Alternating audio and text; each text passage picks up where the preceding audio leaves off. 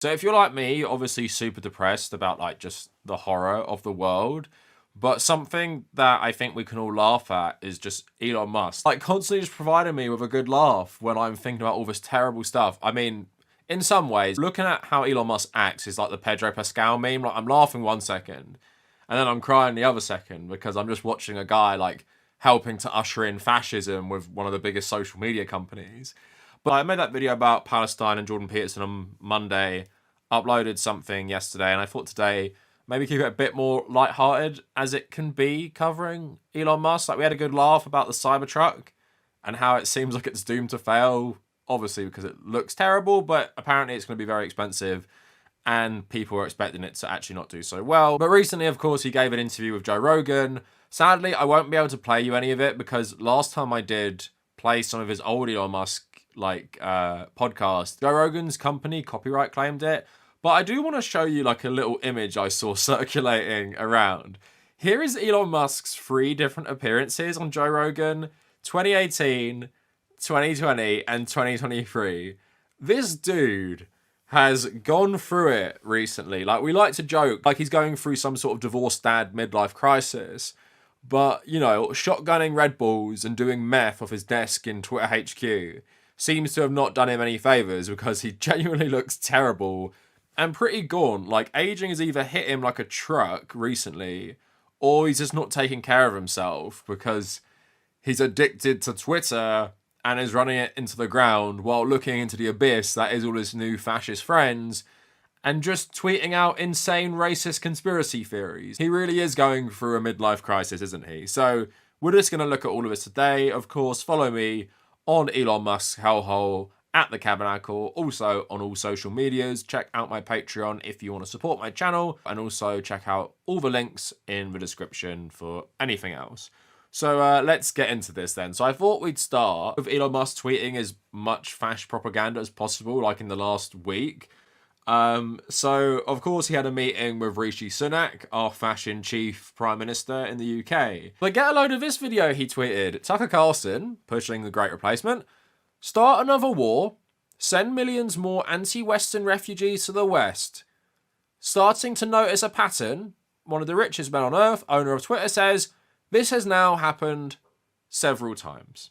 So something that used to be seen as a fringe fascist conspiracy theory is now not only mainstream, but this guy is tweeting it out on his platform to his hundreds of millions of followers, and no one even cares. Like, it's just another day now. That's what the owner of Twitter does now, right? They're basically saying every war in the Middle East is to destabilize the region, to make sure all these people come to the Western countries that they hate and displace the white population. And in this conspiracy theory as well, it's also about creating more Democrat voters too. So you're doing a 2-pronged assault of the white majority decreasing in like America and Britain, but you're also helping the Democratic Party maintain power. Like that's the insane racist conspiracy theory. But again, it's just Tuesday for Elon Musk. Tweet this out. More stuff about this. End wokeness, which I think must be Elon Musk's burner account. While they have us distracted, a massive caravan is marching to storm our border. This is not a crisis, it's an invasion. The scale of illegal immigration across the US southern border is staggering. Another tweet about this, Texas installed a border fence to keep illegal migrants out. The federal government came and lifted it to allow hundreds of illegals to pour in. It's not a crisis, it's an invasion. Again, just complete fascist rhetoric. Elon Musk boost to his hundreds of millions of followers. These people are getting paid for this fascist propaganda as well. Like, it's absolutely insane that we've normalised this so much. And do you know what's more insane as well, which I can't get over? With mainstream media, how do they treat Elon Musk like he's not a fascist? I do not understand treating him like he has any insight or treating him like he isn't on the far right. Why is he not a fringe personality now because of all this stuff he says? It's because, sadly, increasingly, you see him sitting down with Rishi Sunak. Does Rishi Sunak disagree with any of this? Probably not. Because all our Western governments are going full fascist right now. So someone like Elon Musk tweeting Great Replacement, White Replacement conspiracy theories, no one cares. Like, literally no one cares anymore. They don't even think it's abnormal to tweet this stuff. Something that would have been seen as far right like 5 or 6 years ago is now totally normal. And then you have stuff like this, end wokeness again. MAGA and Christian nationalism is a bigger threat to America than Hamas. This is insane. How is that not true? One rando insurgent group on one tiny bit of territory in Palestine is actually a bigger threat to America than far-right Christian nationalists who want to basically create the Handmaid's Tale. How do Palestinian insurgents threaten Americans in America in any way? Like, is there anything wrong with that again? Just insane thinking from Elon Musk. And again, going all in on the fascist conspiracy theories and wokeness quote tweets Wall Street Silver, which is another one of Musk hangers-on, where Elon Musk said on the Joe Rogan podcast, George Soros is the top contributor to the Democratic Party. The second was Sam Bankman-Fried. I think George Soros fundamentally hates humanity. He's doing things that erode the fabric of society, getting DAs elected that won't do their jobs. End wokeness writes, Soros spent $128 million on the 2022 election, $40 million to elect DAs, and $131 million to media organizations. Musk is right. This is actually what happened. If you actually watch the whole interview, he talks even more about this stuff. So yeah, again, Soros, white replacement, the CEO of Twitter is writing this, and people treating him like he isn't a fascist. But let's do one more. This isn't noteworthy either. Elon Musk come have a panel with every world leader. So, the Washington Post, Charlottesville Robert E. Lee statue has met its end in a 2,250 degree furnace. It was secretly melted down and will become a new piece of public art. Fad, GigaFad, writing, literally my ancestor. We carry the Lee name as a first middle in my family. While I didn't need a directly insulting gesture to tell me my kind is hated and many seek our extinction, the implicit cues are strong enough, I appreciate this image making it absolutely clear.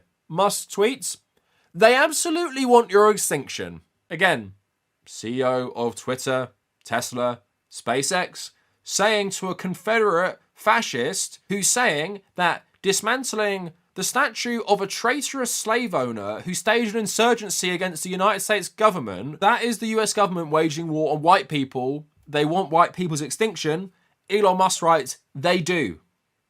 While tweeting about these conspiracy theories to start wars in the Middle East, so you get Middle Eastern refugees going to Western countries to actually support Democrats and make whites a minority. Like I said, it's just another Tuesday, it's just another Wednesday. No one cares because it's so normalized. How has this become normalized? How is this okay? I don't understand. I literally feel like I'm going crazy sometimes because I've been covering like fascism since my channel started. And so many times I've been calling people far right. The whole conservative movement in America, and now it's come to the UK, they're all fascist. And people have acted like I'm crazy hysterical because now people are desensitized. They don't think this is bad, what he's saying. Conservatives don't have a problem with what he's saying. And they want me to believe I'm being hysterical for calling conservatives fascists when they're literally just tweeting out fascist propaganda 24/7. But when someone calls you an actual fascist or says that these types of people are a bigger threat to Americans than an insurgent group in Palestine, then you're also crazy. The gaslighting is so insane, but at the same time, the media normalizes this. Like, absolutely. Elon Musk should not be treated like he isn't a fringe fascist, because he is at this point. Anyway, moving on. Elon Musk also talked about why he bought Twitter to Joe Rogan. So the Blaze tweeting out, Elon Musk tells Joe Rogan, the degree to which Twitter was simply an arm of the government was not well understood by the public. It was a state publication. Republicans were suppressed at 10 times the rate of Democrats. He writes, indeed, and just an article covering the podcast, like I said, I can't show you. Billionaire Twitter owner Elon Musk told Joe Rogan why he purchased Twitter. This is going to sound melodramatic, but I was worried that it was having a corrosive effect on civilization, that it was just having a bad impact. And I mean, part of it's where it was located, which, you know, downtown San Francisco. And while I think San Francisco is a beautiful city, when we should really fight hard to kind of right the ship, if you walk around downtown San Francisco, right near the ex-Twitter headquarters, it's a zombie apocalypse. You can't believe it until you go there, so now you have to say, well, what philosophy led to that outcome? And the philosophy was being piped to Earth, so you know a philosophy that ordinarily quite niche and geographically constrained, so that sort of the fallout area would be limited, was effectively given an information weapon, an information technology weapon to propagate what is essentially a mind virus to the rest of the Earth. And the outcome of that mind virus is very clear. If you walk around the streets of downtown San Francisco, it is the end of civilization. So if you guys don't understand what he's talking about, he's basically talking about crime and homelessness in San Francisco. And he's saying the reason it has that is because of leftism. Leftism creates homelessness and crime. How? Do leftists not care about homeless people? Do we not want to house the unhoused. But that's what he thinks, right? So the alternative is no more woke mind virus, which is laughable considering like Jack Dorsey ran Twitter for ages, Bitcoin bro libertarian, yeah, very woke there. The better alternative is to actually pump fascism to everyone instead of the woke mind virus. Let anyone who's an insane conspiracy theorist fascist buy a Twitter account to promote their own tweets through the verification system while you tweet all their insane conspiracy theories out, and that's better for civilization. Because as we all know, if we follow that ideology to the government and we actually enact these policies that you guys want, what do you think's going to happen to the country? There's two things, right? You're going to enact an economic system which even exacerbates the terrible homeless crisis in America, or what do? You round the homeless up, and if they're not contributing to capitalism, what do you do with them? Like, let us know, Elon Musk. Do you chuck them in prison? Even worse? Because I don't understand how the ideology you're now pushing on Twitter actually solves any of these issues. It makes them worse. Fascist libertarianism makes all these problems worse. But again, this guy is fundamentally detached from reality, grew up in a household with a bunch of fascists as well. Like I said, I just can't believe people take this guy seriously. But one more thing on that note, talking about all the types of people who buy verified accounts on Twitter, it's mostly conservatives and the far right at this point, right?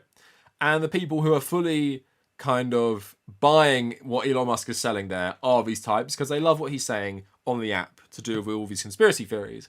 And this was reported the other day, and this would be so funny. Elon Musk wants to turn Twitter into a dating app. So last week, to celebrate its 1-year anniversary of his ownership, Twitter held a rare and wide-ranging all-hands meeting. Musk, who spoke for the majority, used most of the 45 minutes to discuss his vision for the Everything app. The vision, he told staff, includes gaining control over X users' financial lives via an extensive in-app banking network, replacing platforms like YouTube and LinkedIn, and introducing a video call feature like FaceTime. And he also apparently wants to turn X into a dating app, because all of us want to put our romantic lives in the hands of a thrice-divorced, red-pilled billionaire obsessed with having scores of babies. Obviously, I found someone, and friends of mine have found people on the platform. You can tell if you're a good match based on what they write. So X dating is around the corner then. Yeah, there already is some stuff happening to some degree, but I think we might be able to improve the dating situation. Like, can you actually imagine Twitter becoming a dating app? Because the people who would use it are utterly insane. It would just become like another, was it called The Right Stuff? I made a couple of videos on that conservative dating app, which just flopped because only men used it. And then you had like this Trump dating app, again, the same problem, only men used it. Because fundamentally, and you guys have been watching this video lately, because it's got a bit more traction for some reason or another, about conservative women who might pay for verification, they still don't like being treated like trash, right? And all these verified accounts are tweeting insanely bigoted stuff towards women all the time. So much so, like I made that video on, even Sydney Watson and all these people involved in conservative media are saying, conservative men do better, please, because you're trash. And you treat us like trash. So what woman, conservative or not, will want to use Twitter as a dating app? If you want to date like maybe fascists, then yeah, go for it. But fundamentally, even conservative women don't want to date conservatives, because conservative ideology fundamentally does not see women as equals. So it's way more likely you're going to be treated terribly. So yeah, that would be a funny thing. And also putting all of your personal information in the hands of Elon, like, really doesn't sound like a great idea. Just the bank account stuff alone with getting verification and apparently using it for banking is just insane to me. Like, I would not trust Twitter to handle any sort of personal detail. I don't even trust Twitter with my personal details. You have to give over like your email. And now people want to trust it with your bank account. I didn't really know where to throw this in, but like, we're talking about the podcast. And Elon is just so stupid. So they're talking about COVID because they're both red-pilled on COVID. Elon and Joe Rogan. And he says to Joe Rogan, 80% of people they put on ventilators died. This was actually damage to lungs, not COVID. The cure is worse than the disease. Does he not understand? If you're put on a ventilator, you're in very serious condition. So if that statistic is true, and let's just say, various studies show that most people put on ventilators from COVID actually die, how does that prove the ventilators killed them? Or whatever he's trying to suggest there, like the vaccine killed them or something. The ventilators is like the last thing you do to try and save someone's life after their lungs have been destroyed by COVID. So yeah, the likelihood of them surviving isn't necessarily the best. But it's great we have this technology, so some of them could be saved, otherwise a lot more people would die. How do people even see this guy as smart? It's actually the most like basic stuff ever. And as someone who like covered like pharmaceuticals, the health industry while this was all happening, you don't even have to be an expert. You just like have basic common sense that yeah, if your condition has progressed seriously enough that you're going to be on a ventilator, you are at very high risk of dying because your lungs cannot even function on their own. You need your lungs to breathe. You're having a ventilator to basically replace your lung functions because this virus has destroyed your capacity to breathe. Again, absolutely insane, like these two people. If there's any proof we don't live in a meritocracy, like Elon Musk embodies this so hard. Because unlike even the other Silicon Valley billionaires, he's not competent in the slightest. He's just bought his way into stuff. He's never had a good idea in his life. And it proves with how he runs Twitter. He just is an idiot. Like, fundamentally, I've said this so many times now, it's so easy to dunk on this guy, but he's just so stupid, and what makes him so dangerous is that he's such an egomaniac, he will literally just become a fascist to become more popular with a certain group of people. You just stick all these videos in a playlist or a series and call it, like, checking in with Elon, because I always think he can't surprise me anymore, and I always think I'm done with these videos. I like making them because dunking on him is easy. But at the same time, like, I'm so surprised how he just can't stop. Like, I said this before, when I made videos on him in the past, early 2022, these videos did not do well because no one cared. I've always hated him. I've hated him pretty much since I started making YouTube videos. I always hated him even when people liked him. Same with Jordan Peterson. But now it's just like, he just keeps going to the bottom and keeps going. He's in hell and he's digging down. Getting more and more self-radicalized by his own social media app, becoming increasingly more delusional, and of course, like that picture showed, he looks terrible as well. Lots of people speculating that, you know, probably on something. No wonder he's tweeting 24/7. And I just don't know where it ends. And I'm just so sick of everyone normalizing him like he isn't just the Henry Ford of 2023. So anyway, I guess that is it for the video. I would say it's probably the last time we'll talk about him for a while, but I know I'm going to talk about him again soon because he just can't help himself. But anyway, let me know what you guys think down in the comments. And if you made it this far, thank you for watching. Bro, not even 9 AM and I'm already thinking about Nando's. Like, I ain't right, me. What time's it open? Nando's and a debrief for what the fuck happened last night. Debrief time now. Nah, literally though, little half chicken, peri salted chips and a spicy rice, refillable drink. You don't know what I'd do for that right now, literally. Might get a little halloumi as well today, me, you know, yeah, literally, I ain't. Nah, boys, it ain't right what I do to Nando's now, trust, fuck me. After last night's antics, I need a bit of peri-peri to sort my head out now. Always like this, me, to be fair, don't give a fuck. Someone try and stop me though.